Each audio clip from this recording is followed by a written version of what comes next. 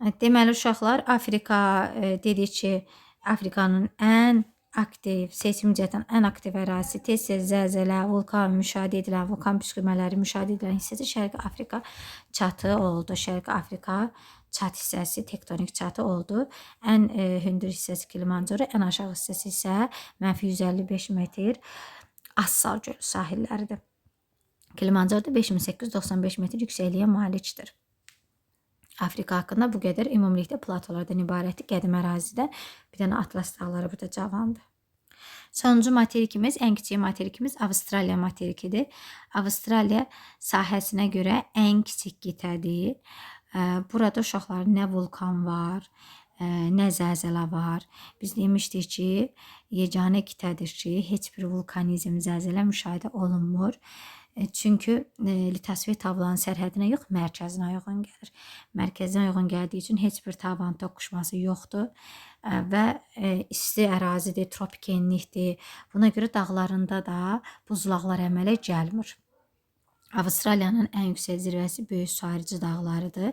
Bu da qədim faylı dağlar sayılır, tektonik faylı dağlar sayılır. Ən yüksək zirvəsi isə Kostuşka dağları 2328 metr. Hündürlüyünə görə orta dağlar hissəsinə aiddir və qədim dağdır.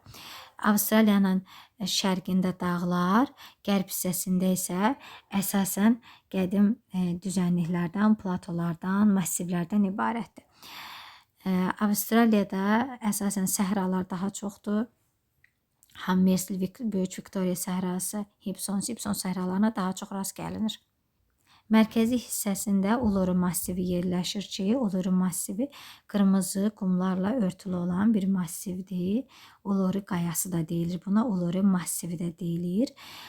Uluru qayası həm də şahid dağ sayılır, qitənin mərkəzində yerləşir və qırmızı rəngə çalan qumdaşı süxurlardan ibarətdir. Ulurun ətrafında cəmi yerli əhalisi yoxdur da, Avstraliyan qalmayıb. Avropalılar bu əraziyə axışıb gələndən sonra yerli əhalini də eynən Amerikadakı kimi yoxa çıxardıblar, sürgün eləyiblər. Cəmi 1% burada aborigenlər qalıb, yerli əhali aborigenlər adlanır. Cəmi 1% o da Ulurun ətrafında yaşayırlar, bu ərazidə yaşayırlar. Və qədim yaşayış məskənlərindən biri olduğu üçün buralarda mağaralara və qayaüstü rəsmlərə daha çox rast gəlinir. Hündürlükdə uşaqlar dəniz səviyyəsindən 863 metr hündürlükdə yerləşir. Uluru qayası, Uluru massivi. Bu qədər, qitələr haqqında bu qədər uşaqlar, sağ olun.